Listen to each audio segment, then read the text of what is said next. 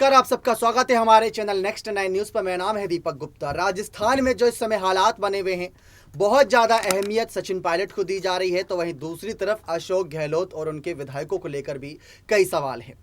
आलाकमान के खिलाफ कह सकते हैं जो फैसला लेते नजर आए अशोक गहलोत, जो उनका फैसला नहीं था। उनका कहना है कि विधायकों पर उनकी पकड़ नहीं थी। उस रात जो कुछ भी हुआ विधायकों ने अपनी मर्जी से किया। सोचने वाली बात है कि महाराष्ट्र से लेकर जो सियासत जारी रही, झारखंड तक गई, फिर यहाँ पर छत्तीसगढ़, जम्मू कश्मीर, हर तरफ कांग्रेस की सियासत का यही हाल देखने को मिल रहा है। और अब राजस्थान से ये उम्मीद नहीं की जा रही थी। बागी विधायकों को मुख्यमंत्री पद नहीं देंगे, ये सवाल था और ये अपने आप में बहुत दिलचस्प सवाल था। अगर बागी विधायकों को कोई पद ही नहीं दिया जाएगा तो वो तो कांग्रेस पार्टी छोड़कर किसी और पार्टी का दामन थाम लेंगे।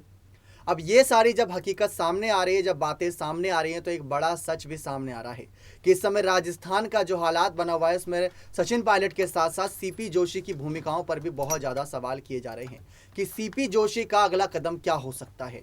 सीपी जोशी अभी तक चुप हैं। अशोक गहलोत वर्सेस सचिन पायलट ही देखने को मिल रहा है। सचिन पायलट से सोनिया गांधी की मुलाकात हो रही है, राहुल गांधी से फ़ोन पर बातचीत हो रही है, गहलोत से लगातार बातचीत हो रही है क्योंकि उनको राष्ट्रीय अध्यक्ष पद के लिए नामांकन के लिए करना था। लेकिन सीपी जोशी जो साल 2008 में एक वोट से हारे थे और उनके हाथ से मुख्यमंत्री पद निकल गया था, तब राजनीति के जादूगर कहे जाने वाले गहलोत उस मुख्यमंत्री पद पर बैठे थे। तो वहां से सवाल खड़े हुए कि क्या हालात जो बन रहे हैं वो हालात इनके समर्थन में जाएंगे या इनके खिलाफ। जानकारी देते चले कि जिस तरीके से इस समय राजनीतिक सियासी संकट को लेकर सवाल खड़े किए गए, उन सवालों के बीच सीपी जोशी को लेकर एक महिला ने और एक तमाम नेताओं ने ये बात कही कि उनके अंदर इतनी हिम्मत है कि वो सरकार गिरा सकते हैं। क्या यह हकीकत है? क्या सीपी जोशी पायलट और गहलोत से बड़े यहाँ पर कह सकते हैं चाणक्य बन सकते हैं राजस्थान की राजनीति में? आखिर क्या यहाँ पर उनको लेकर तमाम जानकारियाँ सामने आ रही। देखिए आप हमारी ये खास रिपोर्ट, जिससे आपके लिए और आसान हो जाएगा राजस्थान की राजनीतिक समीकरण समझना। राजस्थान में जो मौजूदा परिस्थितियां बनी हुई हैं उसमें यदि सबसे पावरफुल कोई है तो वो विधानसभा अध्यक्ष सीपी जोशी हैं। जी हाँ, ये सुनकर आप भी चौंक गए होंगे कि बात सचिन पायलट की हो रही है, अशोक गहलोत की हो रही है, लेकिन सबसे पावरफुल हैं सीपी जोशी, क्योंकि मौजूदा परिस्थितियों में विधायकों के इस्तीफे उनके पास होने की बात सामने आ रही है।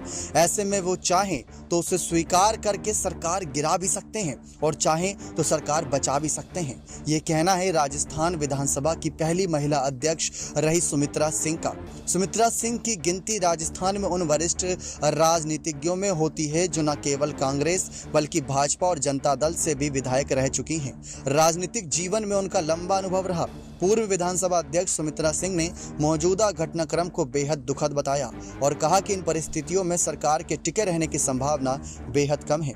आपको बता दें कि राजस्थान में नए मुख्यमंत्री के नाम को लेकर जारी सियासी घमासान के बीच बीते रविवार को हुए हाई वोल्टेज सियासी ड्रामे के लिए पर्यवेक्षक अजय माकन और मल्लिकार्जुन खड़गे ने जहां मुख्यमंत्री अशोक गहलोत को तकनीकी तौर पर क्लीन चिट दी, साथ ही साथ वहीं सीएम गहलोत के बेहद करीबी माने जाने वाले नेताओं को दोषी करार दिया है। ऐसे में आलाकमान ने संसदीय कार्य मंत्री शांति धारीवाल, मुख्य सचेतक महेश जोशी और सीएम गहलोत के हनुमान माने जाने वाले आरटीडीसी चेयरमैन धर्मेंद्र राठौड़ को कारण बताओ नोटिस जारी किया है, जिसका इन तीनों दिग्गजों को अगले 10 दिनों में जवाब देना है। इसी बीच डिजिटल मीडिया ईटीवी भारत से विशेष बातचीत में पूर्व विधानसभा अध्यक्ष सुमित्रा सिंह ने बड़ा बयान दिया है। जानकारी देते चलें, सुमित्रा सिंह ने साफ कहा कि कांग्रेस में जारी सियासी संकट के बीच मुख्यमंत्री अशोक गहलोत से ज़्यादा पावरफुल अब विधानसभा अध्यक्ष सीपी जोशी हो गए हैं, क्योंकि प्रदेश सरकार की चाबी अब उनके हाथ में ही है। मौजूदा सियासी घटनाक्रम में 76 विधायकों ने अपने इस्तीफे जोशी को सौंपे हैं, जिस पर निर्णय जोशी को ही लेना है। सुमित्रा सिंह ने आगे कहा कि विधायकों ने जो इस्तीफे दिए हैं वे एबनॉर्मल परिस्थितियों में दिए हैं। रविवार रात में इतने विधायक एकत्रित होकर विधानसभा अध्यक्ष के घर पहुंचते हैं और इस्तीफे देते हैं तो ये एबनॉर्मल परिस्थितियां हैं। यदि नॉर्मल परिस्थितियों में विधायक सुबह के समय विधानसभा अध्यक्ष के समक्ष पहुंचकर अपना इस्तीफा दे देते तो उसे सामान्य परिस्थिति मानी जाती है। जानकारी देते चलें कि सुमित्रा सिंह ने आगे बताया कि अब विधानसभा अध्यक्ष होने के नाते यह सीपी जोशी के विवेक पर निर्भर करता है कि वो इसे एबनॉर्मल परिस्थिति मानकर डिसीजन टाल दें, या सुमित्रा सिंह यह भी कहती हैं कि व्यक्तिगत रूप से उपस्थित होकर विधायक ने इस्तीफा दिया है, लेकिन उसमें क्या कुछ लिखा है ये किसी को नहीं मालूम। ये तो केवल स्पीकर सीपी जोशी ही बता सकते हैं। सुमित्रा सिंह के अनुसार नियम यही कहता है कि इस्तीफा मिलने पर विधानसभा अध्यक्ष उसे कुछ दिनों के लिए टाल सकता है, लेकिन लंबे समय तक के लिए टाला नहीं जा सकता।